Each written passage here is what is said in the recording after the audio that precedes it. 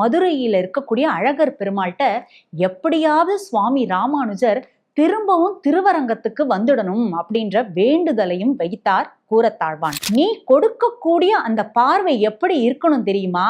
இரண்டே இரண்டு பேர்களை மட்டுமே பார்ப்பதற்கான பார்வையாக அது இருக்க வேண்டும். ஒன்று, உன்னை நான் பார்க்க வேண்டும் வரதராஜ பெருமாளே. மற்றொன்று, என் ஆச்சாரியரான சுவாமி ராமானுஜரை பார்க்க வேண்டும்.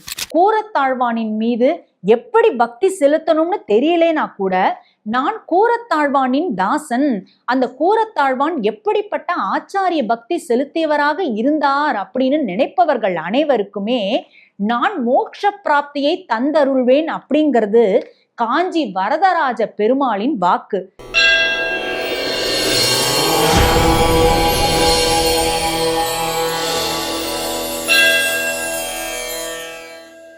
ஸ்ரீமதே ராமானுஜாய நமஹா. தெய்வத்தமிழ் டிவி நேயர்கள் அனைவருக்கும் இனிய வணக்கம். திருவரங்கத்திலிருந்து மதுரைக்கு போய் அங்க இருக்கக்கூடிய அழகர் பெருமாளின் மீது நிறைய ஸ்லோகங்களை அருளி கொண்டிருந்தார் கூரத்தாழ்வான். என்ன காரணம் அப்படின்னா, திருவரங்கத்தை விட்டு தன்னுடைய ஆச்சாரியரான சுவாமி ராமானுஜர் மேல்கோட்டைக்கு போயிட்டார். அதனால திருவரங்கத்துல நாம இருக்க வேண்டாம்.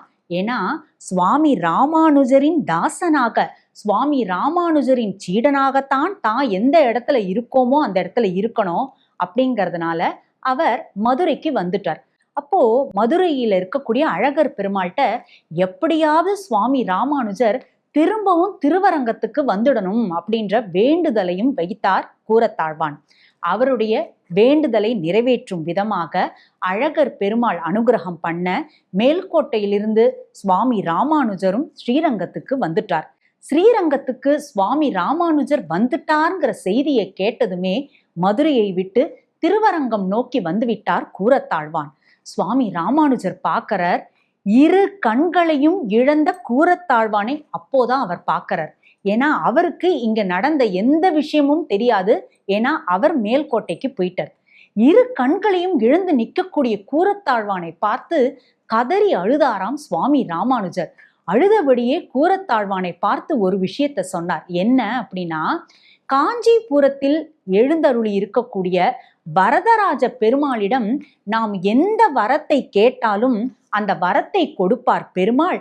அதனால கூரத்தாழ்வா, நீ என்னோடு வா, அந்த பெருமாளிடம் நீ விண்ணப்பி, உனக்கு பார்வை வர வேண்டும், பார்வை திரும்ப கிடைக்க வேண்டும் என்ற விண்ணப்பத்தை நீ காஞ்சி வரதராஜ பெருமாளின் திருவடியில் சமர்ப்பி அப்படின்னு சுவாமி ராமானுஜர் சொன்னதும் கூரத்தாழ்வான் சுவாமி ராமானுஜரோடு சேர்ந்து காஞ்சிபுரம் வந்தாராம்.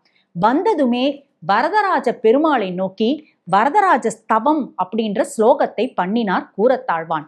அந்த ஸ்லோகத்தை சொல்லி முடிச்சதுமே வரதராஜ பெருமாள் ரொம்ப மகிழ்ச்சியாகி, கூரத்தாழ்வானே, நீ செய்த அந்த ஸ்லோகம் ரொம்ப அருமையாக இருந்தது, உமக்கு ஏதாவது வரம் கொடுக்க வேண்டும் என்று நான் ஆசைப்படுகிறேன், என்ன வரம் வேண்டுமோ கேள் அப்படின்னு சொன்னதற்கு கூரத்தாழ்வான் தனக்கு இழந்த பார்வை வேண்டும்னு கேட்டாராம்.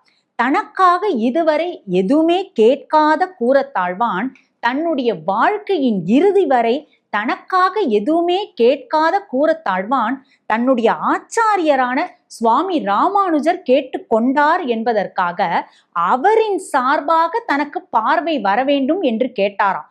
கேட்டதுமே இன்னொரு விஷயத்தையும் சொன்னாராம். வரதா, நீ கொடுக்கக்கூடிய அந்த பார்வை எப்படி இருக்கணும் தெரியுமா? இரண்டே இரண்டு பேர்களை மட்டுமே பார்ப்பதற்கான பார்வையாக அது இருக்க வேண்டும். ஒன்று, உன்னை நான் பார்க்க வேண்டும் வரதராஜ பெருமாளே. மற்றொன்று, என் ஆச்சாரியரான சுவாமி ராமானுஜரை பார்க்க வேண்டும். உங்க ரெண்டு பேரை தவிர வேற யாரையும் பார்ப்பதற்காக அந்த பார்வையை நீ கொடுத்து விடாதே. நீ பார்வையை எனக்கு கொடுத்தாலும் அந்த பார்வையை கொண்டு உன்னையும் என் ஆச்சாரியரான சுவாமி ராமானுஜரையும் மட்டுமே தான் நான் பார்க்கும்படி நீ பணிக்க வேண்டும்னு சொன்னாராம். சரி, தந்தோம் தந்தோம்னு வரதராஜர் சொல்லிட்டு, நீ இவ்வளவு உயர்வான ஒரு சீடராக இருக்கிறீர், அதனால உமக்கு இன்னொரு வரமும் தருகிறேன், என்ன வேண்டுமோ கேள்னு பெருமாள் கேட்ட பொழுது கூரத்தாழ்வான் என்ன சொன்னார் அப்படின்னா, 4 ஆணுக்கு நற்கதி கிடைக்க வேண்டும் அப்படின்னாராம்.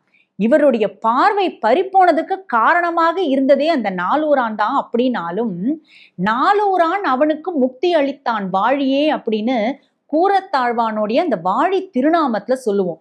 தனக்கு ஒருத்தர் கெடுதல் பண்ணியிருந்தார் அப்படின்னாலும், தனக்கு கெடுதல் பண்ணினவனுக்கும் நற்கதி வரணும், அந்த கெடுதல் பண்ணின நபரும் நற்கதி அடையணும்னு வேண்டி விரும்பி கேட்டாராம்.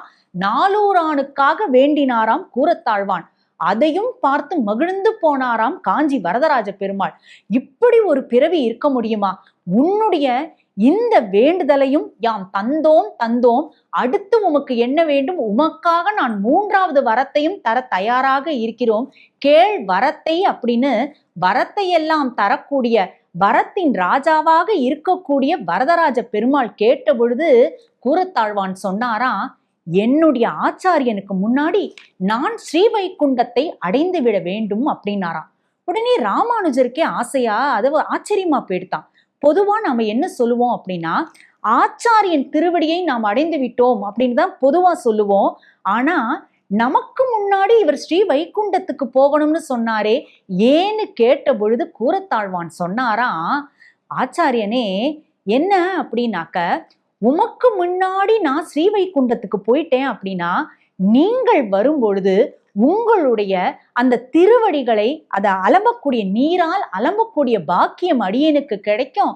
அப்படி அலம்பி வரக்கூடிய ஸ்ரீபாத தீர்த்தத்தை அடியேனது தலையில் தெளித்து கொள்ளக்கூடிய பாக்கியமும் எனக்கு கிடைக்கும். உங்களுக்கு முன்னாடி நான் போயிட்டேன் அப்படின்னா, எனக்கு முன்னாடி சுவாமி ராமானுஜரே ஆச்சாரியரே நீங்க போயிட்டீங்கன்னா அடியேனுக்கு அந்த பாக்கியம் கிடைக்காதே, அபாக்கியம் ஆயிடுவேனே அப்படின்னு கூரத்தாழ்வான் விண்ணப்பிக்க, வரதராஜர் அவ்வளவு சந்தோஷப்பட்டு அதன்படியே வரத்தை கொடுத்து இன்னொரு விஷயத்தையும் சொன்னாராம். அதுதான் நம்ம எல்லாருமே கவனிக்க வேண்டிய விஷயம்.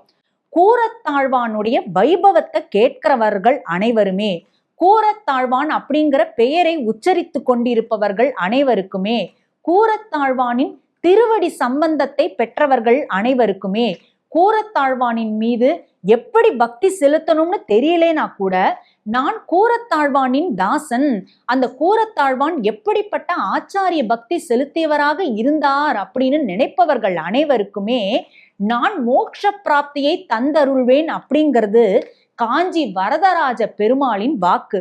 நாம் அனைவருமே தெய்வ தமிழ் டிவி கொடுத்திருக்கக்கூடிய ஒரு நல்ல வாய்ப்பாக அந்த சேனலின் வழியாக கூரத்தாழ்வானின் வைபவம் அப்படிங்கிற ஒரு அருமையான வைபவத்தை இத்தனை நாள் அனுபவிச்சுட்டு இருக்கோம் அப்படின்னா, இது அத்தனைக்கும் காரணமாக அமைந்திருப்பது ஆச்சாரியரின் அனுகிரகமும் பெருமாள் தாயாரின் திருவருளும் தான் காரணம். இதே போன்ற மற்ற ஒரு அற்புதமான வைபவத்தில் மீண்டும் நாம் கூடிய விரைவில் நாம் அனைவருமே இணைவோம். அதுவரை நன்றி, வணக்கம். ஸ்ரீமதே ராமானுஜாய நமஹா.